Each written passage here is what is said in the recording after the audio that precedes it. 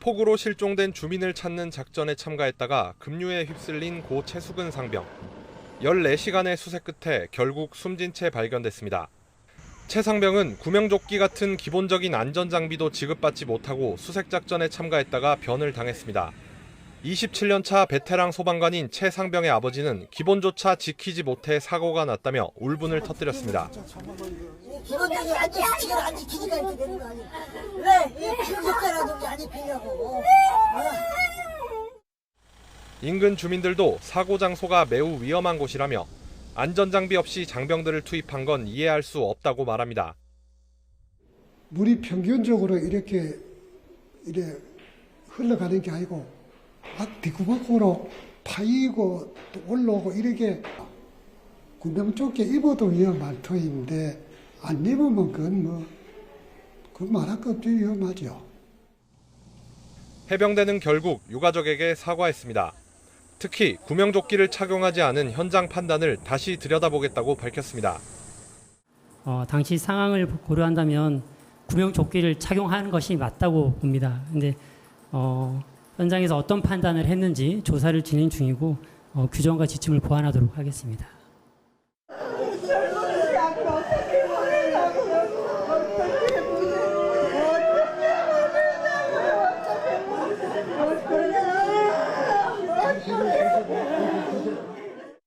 최 상병의 분향소는 경북 포항에 있는 해병대 1사단에 마련됐습니다.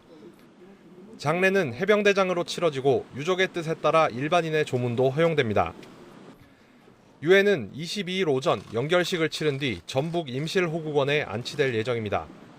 YTN 김근우입니다.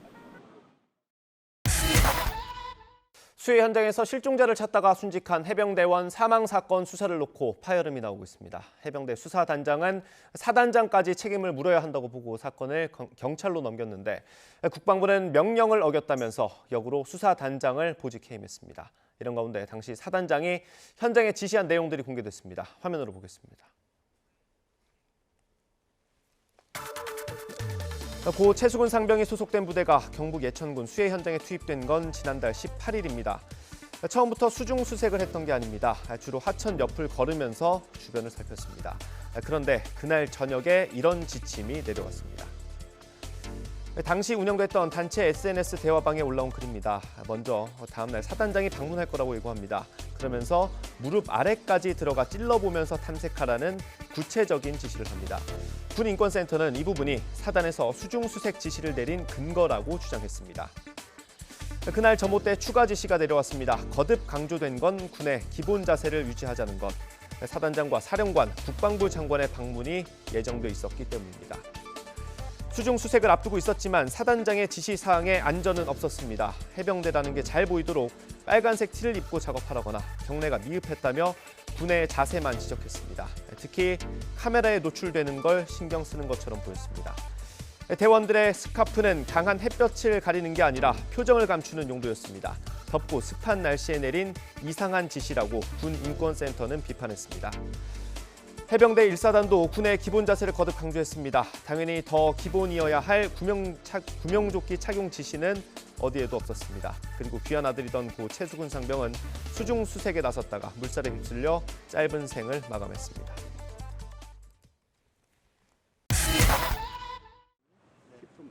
해병대 수사단이 고 최수근 상병 순직 사건의 조사를 마치고 자료를 민간 경찰에 이첩한 건 지난 2일.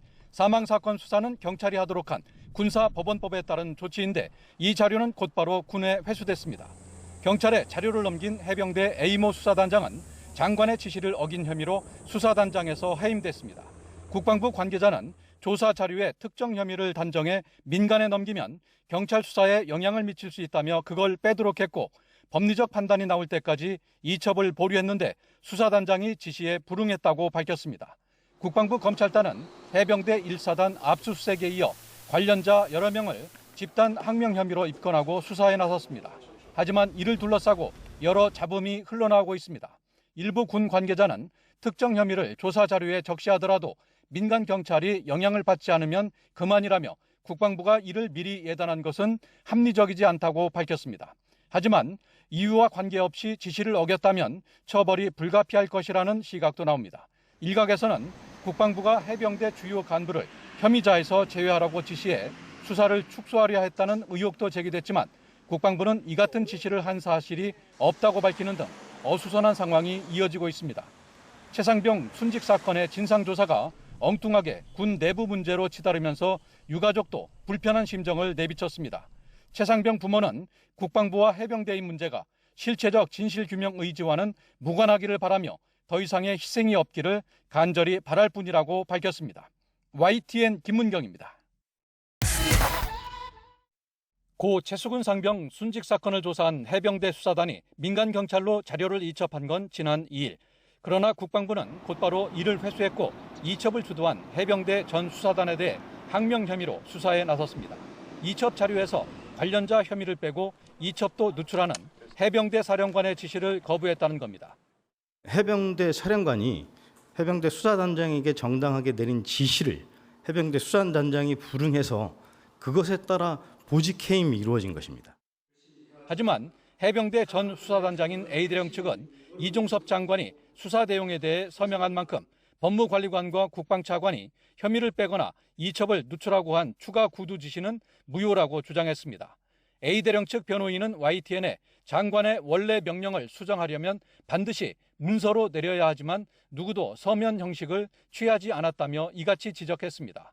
그러나 국방부는 명령은 문서나 구두 모두 효력이 있다는 입장입니다.